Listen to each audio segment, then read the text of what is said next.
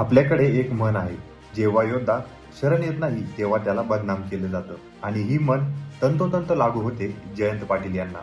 मागील काही वर्षांपासून सांगली जिल्ह्याचं राजकारण काबीज करण्यासाठी जयंत पाटील हे भाजपला हवे आहेत. आणि त्यांना भाजपमध्ये आणण्यासाठी भाजपच्या नेत्यांनी केंद्रापासून ते राज्यातील नेत्यांपर्यंत अनेक जणांनी प्रयत्न केले होते. पडद्यामागे जयंत पाटील आणि भाजपच्या नेत्यांमध्ये बऱ्याचदा याबाबत मीटिंग सुद्धा झाली होती. पण शेवटी काही कारणास्तव जयंत पाटील हे भाजपला काही मॅनेज झाले नाही. तेव्हा भाजपने नवीन स्ट्रॅटेजी वापरायला सुरुवात केली.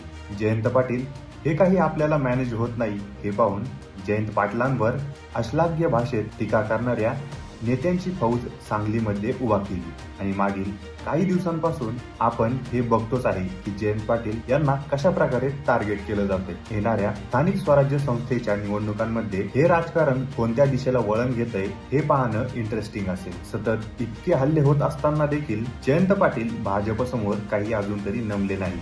जयंत पाटील सुद्धा शरद पवारांच्या तालमीत तयार झालेले एक लोकमान्य नेतृत्व आहे. तुम्हाला या बाबतीत काय वाटतं ते कॉमेंट करून नक्की कळवा.